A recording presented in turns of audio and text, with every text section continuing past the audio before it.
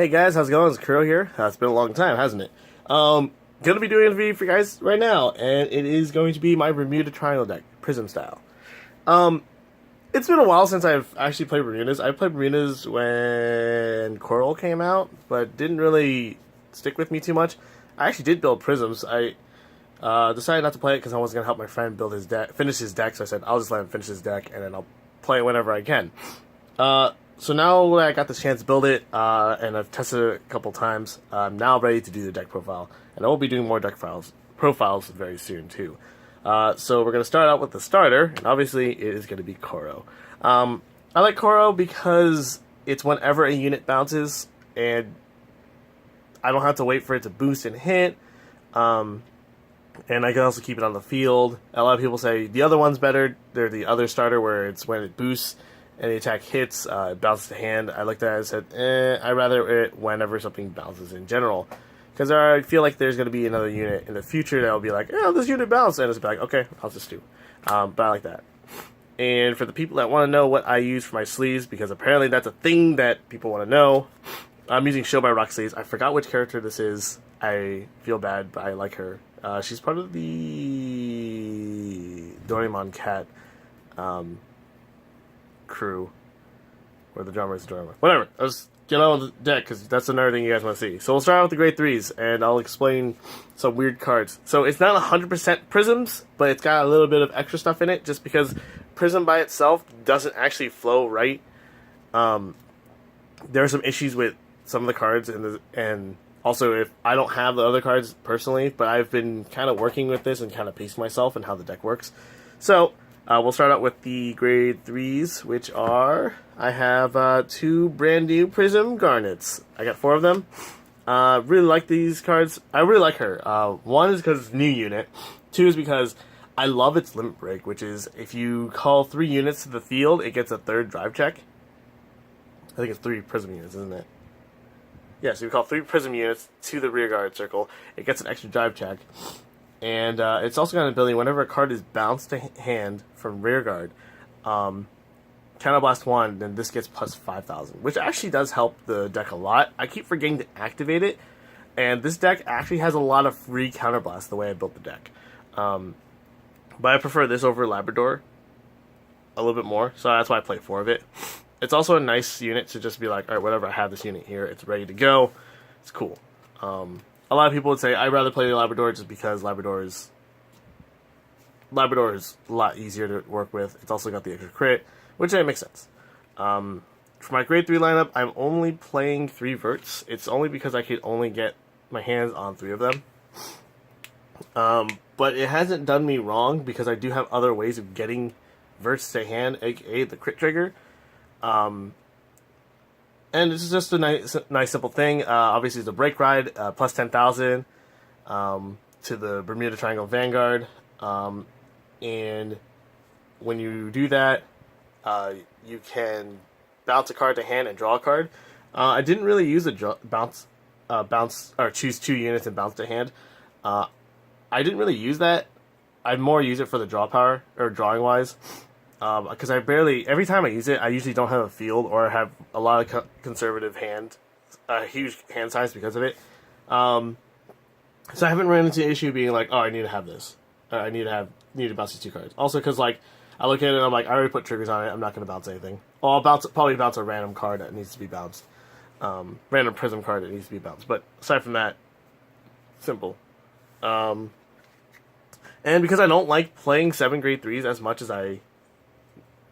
I do in most of my decks, I had to play an 8th. Couldn't find a Vert, couldn't find a Labrador. Still looking for a Labrador. I'm actually playing Great Ascent Liddy. There's no particular reason. I looked at it, I said, this is not bad. It's a nice defensive card because of the way I have the deck played out, is to play it slightly defensively.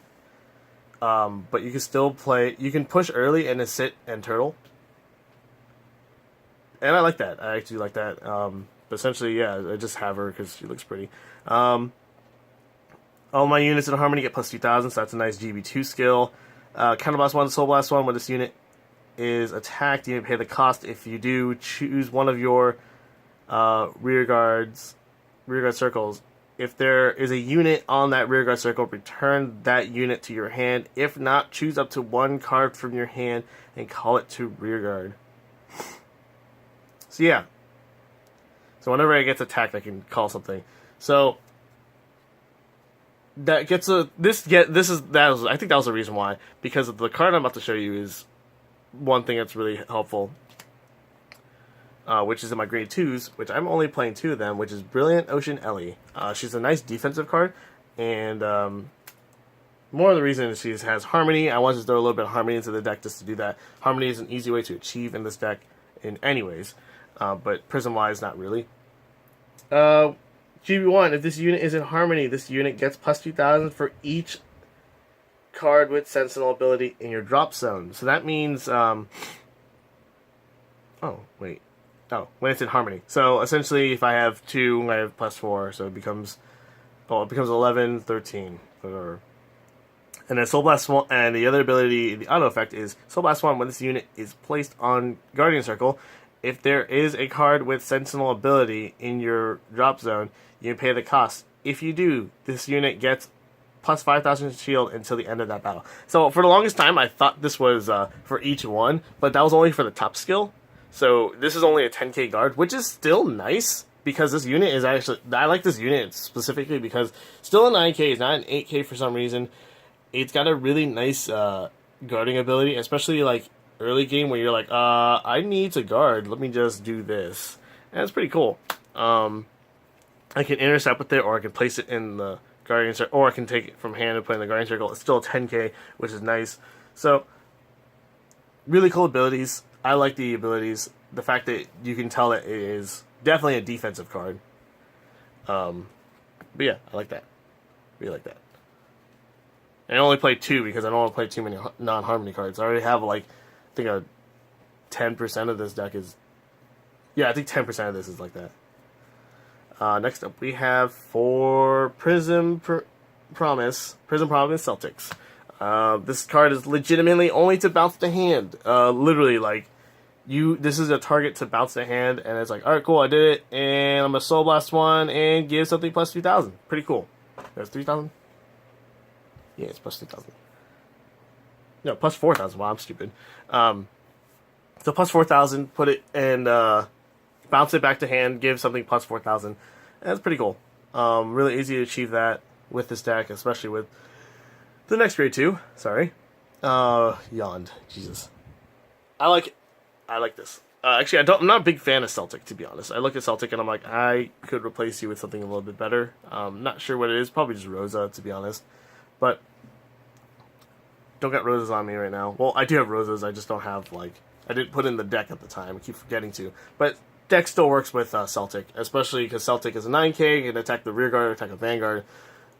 It's a nice first attacker, especially with this unit as your grade 2 being your first one, which is the evolved version of it. Prism Promise Princess Celtic. Essentially, when this unit hits the vanguard, you pay the cost. If you do, choose one of your rear guards. You pay the cost. If you do, choose one of your other rear guards and return it to your hand. If you return a rear guard, draw a card. So essentially, with Celtic or Clear, if you have it in the back row, bounce this to hand, do the ability, give it to another unit, and then this unit, first you would put this to hand. Since I did draw a card, then Soul Blast 1, give it to another rear guard, and just keep going. And that's pretty good. I like that. This is probably one of my favorite units. My favorite grade 2 Prism unit, just because it does that. Also, that green hair, though. Hashtag green hair. I don't know why that would be a thing. So those are my grade 2s. I'm only playing about 1, 2, 3, 4, 5, 6, 7, 8, 9, 10. I'm only playing 10. Wow. So I've been doing really well with this deck. Next up are my grade 1s. Grade 1s are a little everywhere. You'll see why. So I decided to play 3 Stride Enablers. Reason being is because Stride Enablers are kind of useful for this deck. Also because I kind of see Garnet and Vert in my hand, and I'm like, I don't want to throw you down, so I'm going to throw down these other cards. Or I'm going to toss these for striding. Striding in his deck is actually kind of more useful, especially because not everything is GB related, but it helps that cards are GB related, or it's helped to stride. But yeah, 3 of these is exactly what I wanted, and it hasn't done me wrong yet. Next up, because I couldn't find the Prism Perfect cards, I'm playing Wiz. She's got a Harmony ability where this was in Harmony, I think after this unit boost or something. Hold on.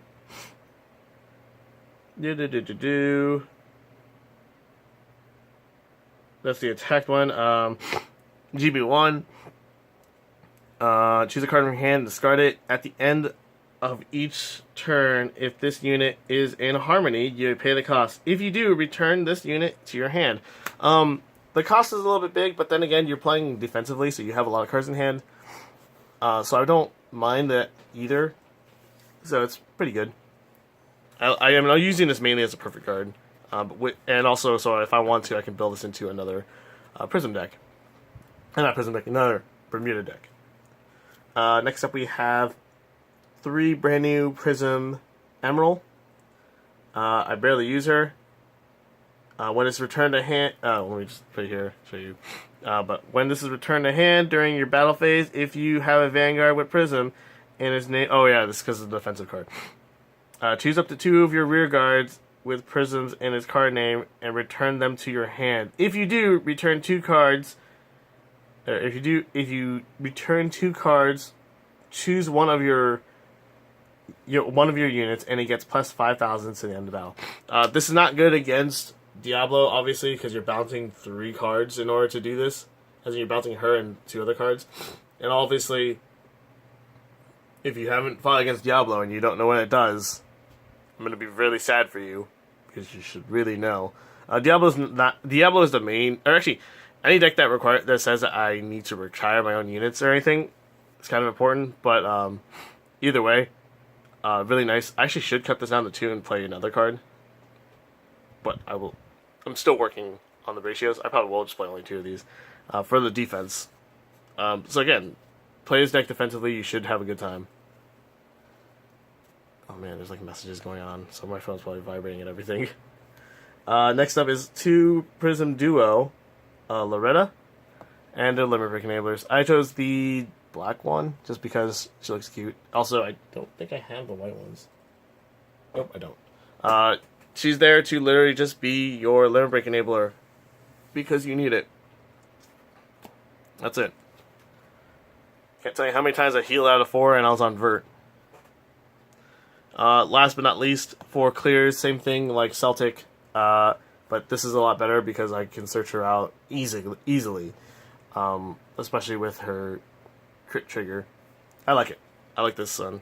I like the art too. I was really glad I got this from my friend.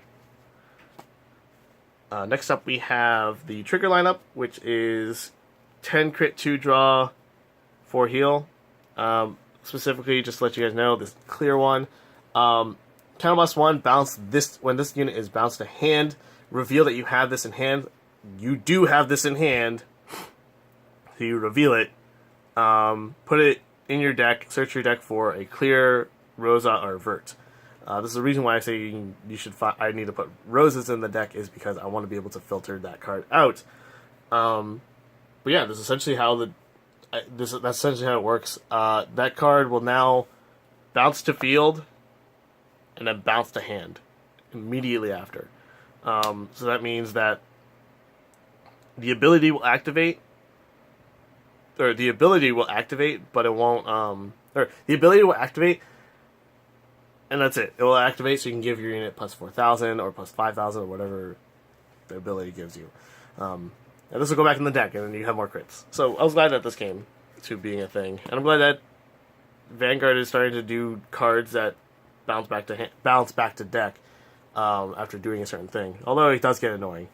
And 4 more Prism cards. Because we don't have another set of Prism triggers yet, here is 2 nice looking triggers and 2 draws. I'm playing obviously the new version of the draw trigger just because she's cute.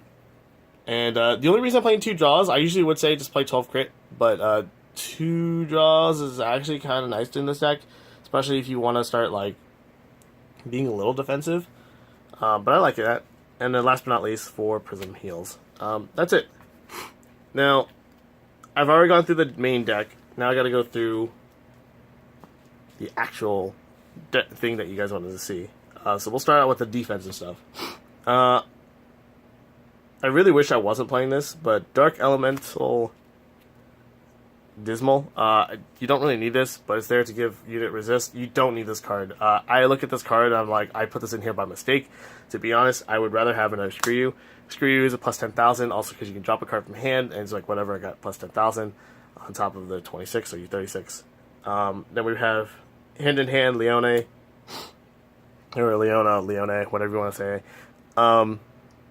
Bounce a card to hand, and then call a unit from hand to rearguard or to Guardian Circle. If you call the same unit that was bounced, plus 5,000 to that unit. So that's pretty good. I actually do like that. That's really nice. This Dismal should really be the other G Guard. If not, if you don't have the old G Guard, Leona works as well, especially for Prisms, because Prisms just get so much out of it. So that's my reason. And then the one Screw You is just because Screw You is really nice. I think every deck should check in a Screw You, but that's just me. Before we get on to all the really cool stuff, or all the next obvious stuff, we got 2 Olivias, just because I didn't see a point of playing 4, but 2 Olivias is great. If I ever find the SPs, I'm gonna throw the money at it, but it has to be for a good price. Yeah, I like that. Choose up to 5 units on your rearguard circles and bounce them to hand. They had to be individual ones, or different ones. And then call 2 to 2 separate rearguard circles. That's pretty good. And then this gets an extra crit, I believe. I barely use Olivia as it is. If all the chosen units have different names, return all of those units to your hand. If 3 or more units were returned, choose up to 2 cards from your hand. Call them to separate rearguard circles in different rows. So here and here. And this unit gets plus 1 crit until the end of that battle. So that's pretty good. And it's just to bounce cards to hand and just to make her bigger and everything if you have it. And then call more units. I'll leave them there. I have 1 Celebrate Voice Loris. I've never used it. I've not seen a time to use it. I teched in here for the sake of it being the 1 card, but I've never had to use it, and I was really surprised. If I had the other 2 Olivias, I'd put them in here, but I don't. But I did that, and I like that. I just have it there, and because of that unit, I have a kind of useless unit in general, which, well, it's easy to pull this off with this deck, because Harmony is when you do stuff. And I have 1 useless unit to flip for her, but if I really need to, I can ride into her. I don't use her at all. These 2 cards I never use, and I barely use this. That's why I did those first. Now you want to see the unit I really abuse. It's Prism Promise Princess Labrador. And the only reason I abuse it is because there's times where I look at it, I said, am I ready to do... It's more of a fact of checking my pacing. I will sit there and be like, okay, what's in my hand? What's on the field? What do they have? Am I ready to vert or am I ready to Labrador? Majority of the time you're gonna look at it and you're gonna be like, I cannot vert yet because I don't have the grade 3 I need, or I don't want to waste this opportunity for vert. So I'm going to Labrador. Labrador is a lot easier because you can choose 2 of your units and bounce up to hand, and you can be prepared for anything crazy.